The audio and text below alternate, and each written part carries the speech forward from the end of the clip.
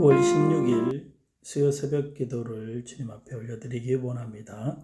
오늘 함께 볼 말씀은 예레미야 32장 16절에서 35절 말씀입니다. 함께 봉독하며 나갑니다.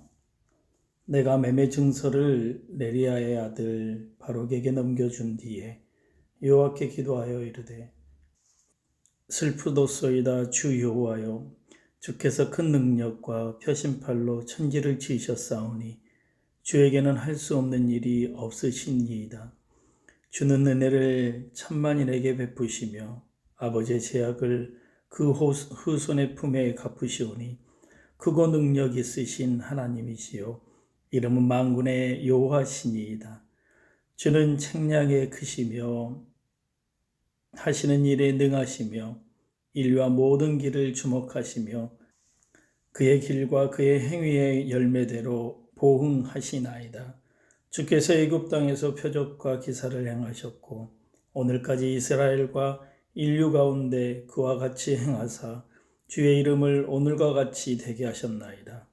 주께서 표적과 기사와 강한 손과 표심팔과 큰 두려움으로 주의 백성 이스라엘을 애굽 땅에서 인도하여 내시고 그들에게 주시기로 그 조상들에게 맹세하신 바 젖과 꿀이 흐르는 땅을 그들에게 주셨으므로 그들이 들어가서 이를 차지하였거늘 주의 목소리를 순종하지 아니하며 주의 율법에서 행하지 아니하며 무릇 주께서 행하라 명령하신 일에 행하지 아니하였으므로 주께서 이 모든 재앙을 그들에게 내리셨나이다.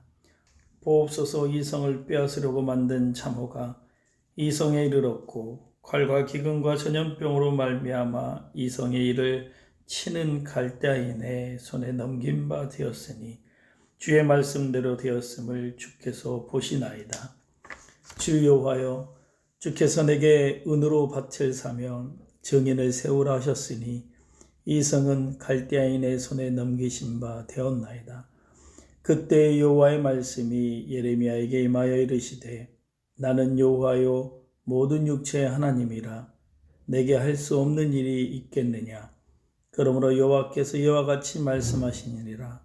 보라, 내가 이 성을 갈대아인의 손과 바벨론의 느부갓네살 왕의 손에 넘길 것인즉 그가 차지할 것이라.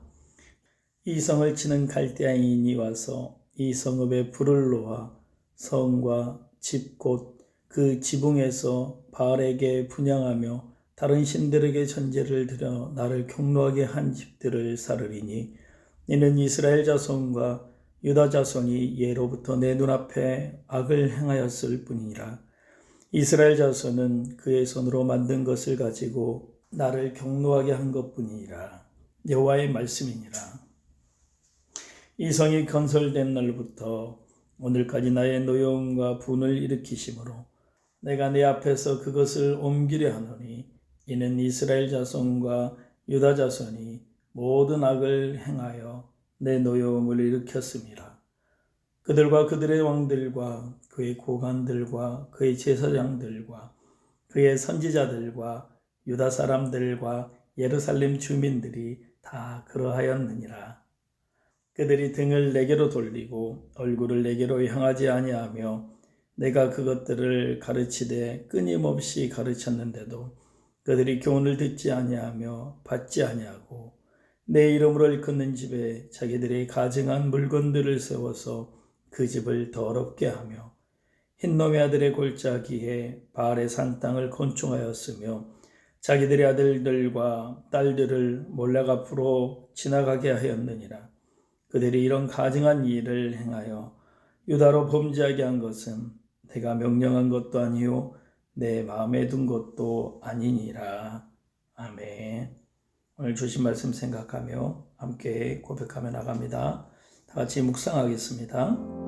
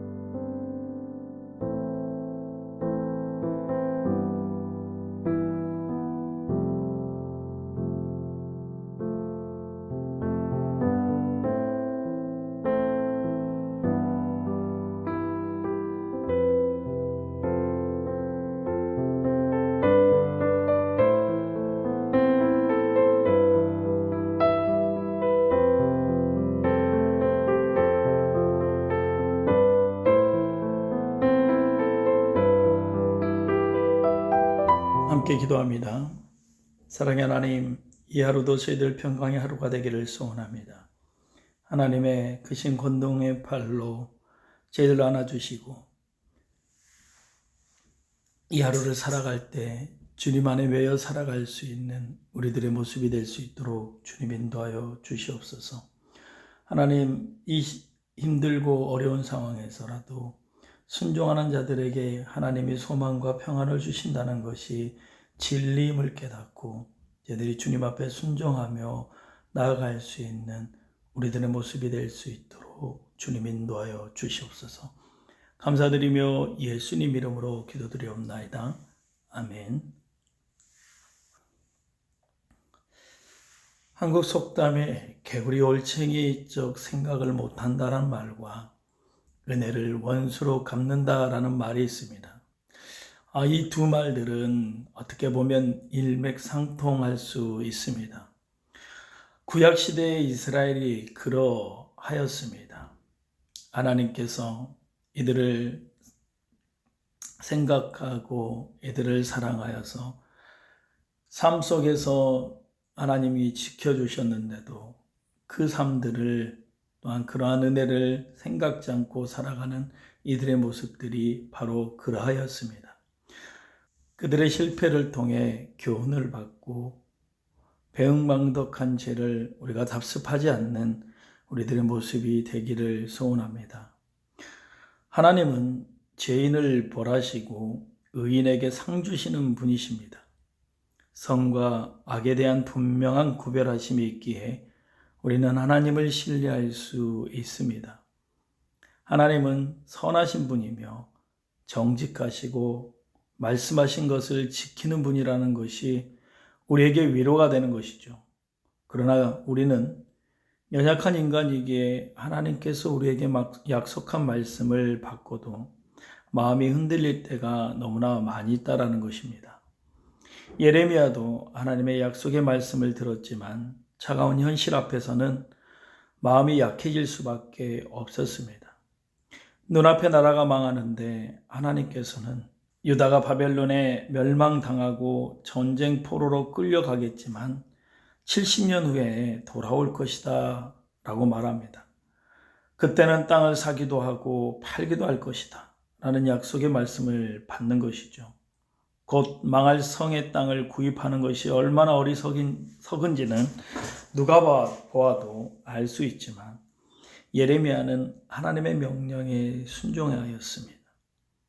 예레미야는 친척 하나멜로부터 아나돗에 있는 밭을 사서 매매 증서를 보관합니다.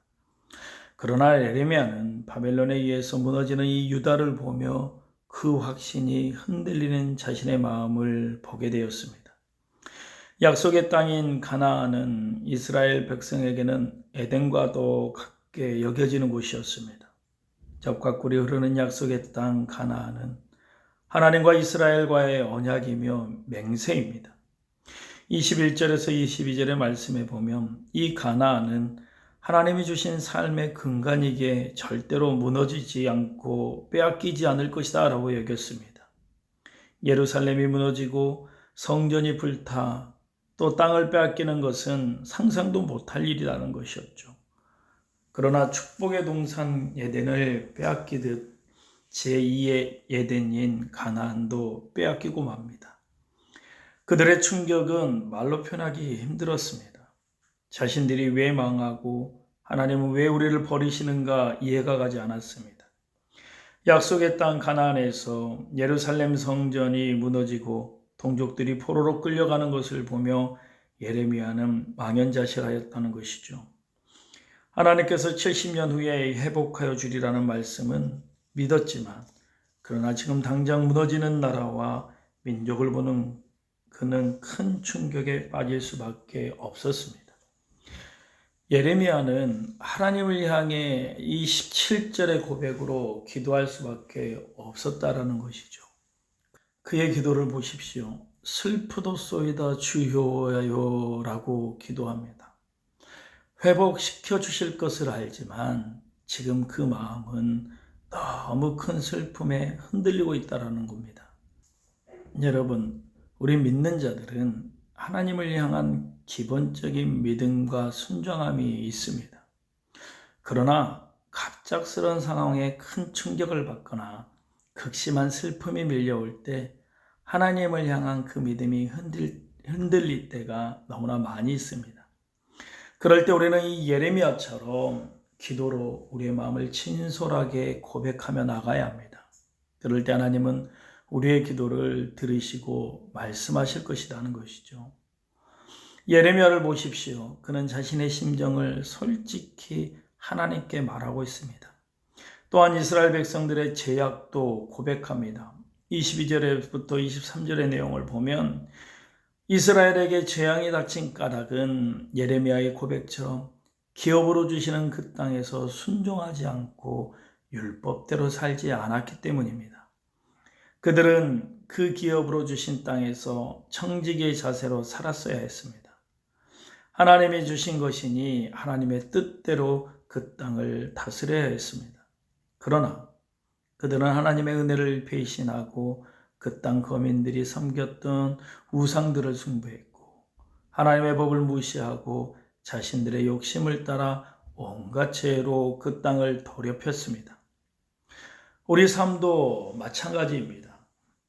땅 주인이 땅을 임대해 주거나 건물을 빌려줄 때 그 땅에서 또는 건물에서 해서는 안 되는 일들을 계약서에 기록하였다면 그것은 반드시 지켜야 합니다. 그렇지 않다면 땅 주인이 아니면 건물주가 계약을 어긴 사람에게 경고를 한 후 계속해서 고쳐지지 않는다면 결국은 법적인 계약이 무효화되었으므로 쫓아내도 무방했습니다. 하나님께서 이스라엘과 언약을 맺으시며 가나안 땅에서 해서는 안 되는 일들이 있었습니다. 그러나 그들은 그 땅에 가증한 우상들을 세우고 그것들을 섬겼습니다. 그래서 하나님께서 언약을 어기고 불법을 저지르는 자들에게 경고하셨습니다. 우상 숭배를 버리고 나를 섬겨라는 것이죠. 그러나 그들은 그 땅에서 계속해서 나무와 돌, 해, 달, 별들을 숭배하며 하나님을 진노케 하였습니다. 결국 하나님은 그 땅을 다시 빼앗아 가셨습니다. 그런데 집과 땅, 성전을 빼앗긴 이스라엘은 자신들이 왜 이런 고통을 당했는지 깨닫지 못하고 계속해서 원망과 고통만을 호소하고 있다는 것이죠. 그들은 뒤늦게서야 바벨론에 끌려가서 자신들이 율법을 어기고 하나님과의 언약을 지키지 않았기에 그렇게 되었다는 것을 깨닫습니다. 그리고 바벨론에서 정결케 되는 삶을 살도록 노력했습니다. 우리들도 마찬가지 아닐까요? 우리의 삶 속에 축복을 주신 하나님께서는 주신 축복을 잘 관리하기를 원하십니다. 그러나 하나님 앞에서 청지기의 자세로 주신 축복을 잘 관리하지 못할 때 하나님은 그 축복을 다시 거둬 가실 수 있다는 것이죠. 오늘 기도를 하며 이 시간 우리를 좀 돌아보는 시간이 되기를 원합니다. 나는 하나님께서 주신 이 축복들을 하나님의 뜻대로 잘 관리하고 있나? 나의 삶에 허락하신 축복들은 무엇이 있나? 건강과 물질과 또 직장과 사업장과 자녀들 또는 좋은 사람들을 만나게 하시는 축복들. 내가 누리고 감사하는 것은 무엇이 있는지 그 모든 것 가운데 말씀에 순종하며 하나님의 뜻대로 청지기의 삶을 살고는 있는지 하나님이 축복하시는 것은 그 안에서 언약을 맺고 주님의 뜻대로 아름다운 삶의 열매를 맺게 하려 하시는 겁니다. 예레미야는 그렇게 하지 못한 백성들의 모습을 아파하며 하나님께 기도하고 있는 것이죠. 우리가 그렇게 하지 못하였습니다. 하나님, 우리의 죄입니다. 하나님의 경고대로 이 아픔을 당하고 있는 이 마음이 너무나 아픕니다. 그러나 하나님께서 다시 회복해 주실 줄 믿습니다. 하나님 회복시켜 주시옵소서. 이렇게 예레미야는 그 백성들을 위해 부르짖고 있는 것이죠. 예레미야는 믿음으로 아픈 마음을 부여잡고 기도의 씨름으로 회복을 바라보고 있는 것이죠. 아픔과 슬픔 가운데 하나님의 선하심을 바라보고 기도하는 예레미야처럼 우리 또한 무너진 나의 삶의 회복이 임하도록 기도하며 나가야 합니다. 그리고 그 축복이 깨지지 않고 잘 유지될 수 있도록 하나님 말씀 잘 붙들고 순종하며 살아가는 우리들이 되어야 한다는 것이죠. 정말 오늘 이 하루가 하나님 앞에 이러한 예레미야의 기도처럼 살아가기를 소원합니다. 하나님 앞에 우리의 죄를 고백하고 또 주신 축복을 잘 감당하겠다는 그런 우리들의 모습이 되기를 주님의 이름으로 소원합니다. 함께 우리 기도하며 나갑니다. 힘들고 어려운 상황에서라도 순종하는 자들에게 하나님이 소망과 평안을 주신다는 것이 진리입니다. 회개하고 주님께 돌아갈 때 힘들더라도 순종할 때 하나님은 우리에게 평안과 기쁨을 주십니다. 우리 상황이 지금 힘들고 어렵다면 이때인 만큼 주님 앞에 고백하며 나가기를 원합니다. 함께 오늘 말씀을 생각하며 기도합니다. 다 같이 기도하겠습니다.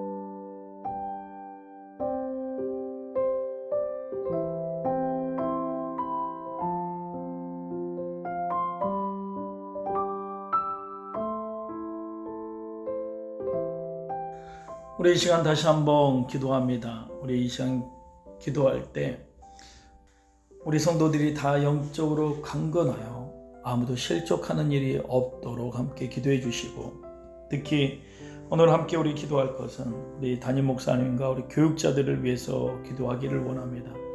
영적인 권세와 능력을 더하여 주셔서 지혜로운 교육자들 또 리더가 될 수 있도록 나의 욕심이 아닌 하나님의 마음을 알아갈 수 있도록 하나님의 마음이 어떠한 마음인지 깨닫고 준비하며 전진해 나갈 수 있는 우리 교육자들이 될 수 있도록 함께 기도해 주시기를 원합니다. 그리고 각자의 기도를 주님 앞에 올려드립니다.